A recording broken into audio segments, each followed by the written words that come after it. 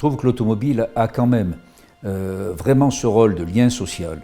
Il faut savoir que chaque fois que nous nous déplaçons dans les villages et que nous allons dans des coins un peu perdus, les gens sont très favorables à ces automobiles qui arrivent. Les pouces sont levés, les gens sourient et ont toujours des anecdotes pour nous raconter leur première automobile. J'avais la même, ou papa avait la même. Et parfois, certains même connaissent les marques, les Bugatti, les différents cylindres. Et ça, c'est un grand plaisir de voir l'enthousiasme populaire, car pour les gens, avoir une automobile, c'est à la fois le plaisir de se déplacer, d'aller faire des balades, d'aller faire des vacances, et puis aussi le plaisir d'avoir obtenu un objet de convoitise dont ils ont rêvé pendant des années. Comme moi, il a fallu plus de 20 ans pour rêver de cette voiture, et c'est sûr que quand on l'a, c'est un peu le Graal.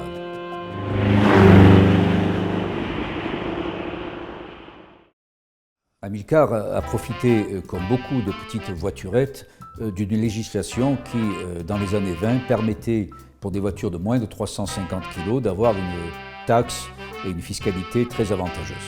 Et c'est comme ça qu'il fit des cyclecars, comme bon nombre de ses confrères. Les Français ont eu envie d'une vraie voiture avec des freins à l'avant, des amortisseurs, un moteur plus puissant. Et c'est ainsi qu'Amilcar grandit et fit des voitures beaucoup plus puissantes.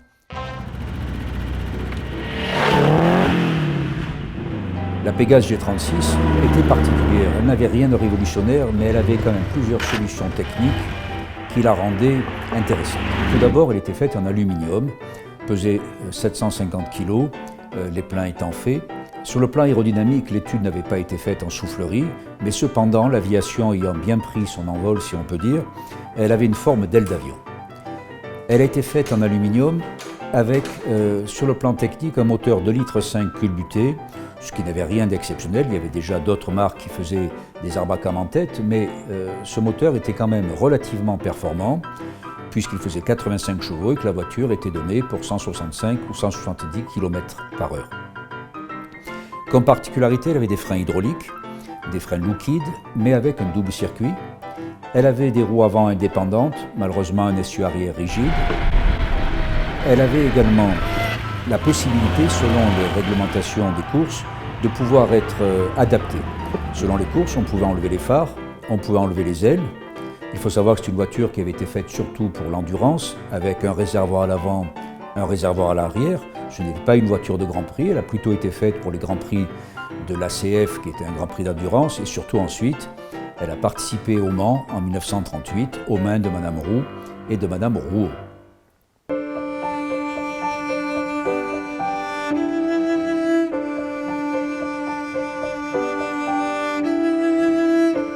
Mais elle était relativement compétitive.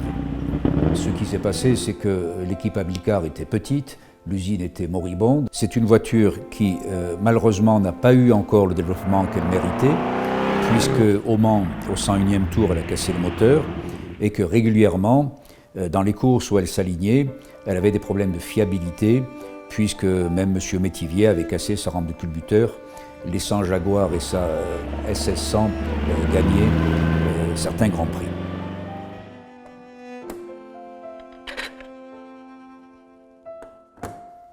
C'est après la guerre que Mme Roux a récupéré cette voiture, puisqu'elle s'est mariée avec M. Métivier, et a gagné plusieurs courses de côte. Maurice Métivier a gagné la course de côte de la Turbie, et Mme Roux, elle, a gagné le Paris-Vichy-Saint-Raphaël féminin. Ce qui est amusant à l'époque, elle courait parfois avec un petit chien qui s'appelait Mougli, et de voir ce chien balloter dans la voiture, on est loin effectivement des courses actuelles.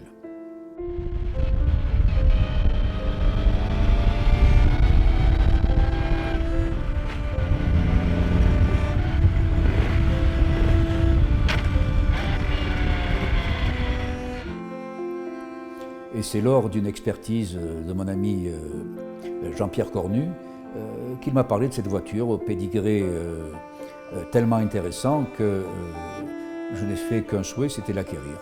Et finalement, elle a rejoint ma collection et nous prenons encore beaucoup de plaisir avec elle, que ce soit des rallyes ici en France, que ce soit un passé, un rallye autour du lac Léman.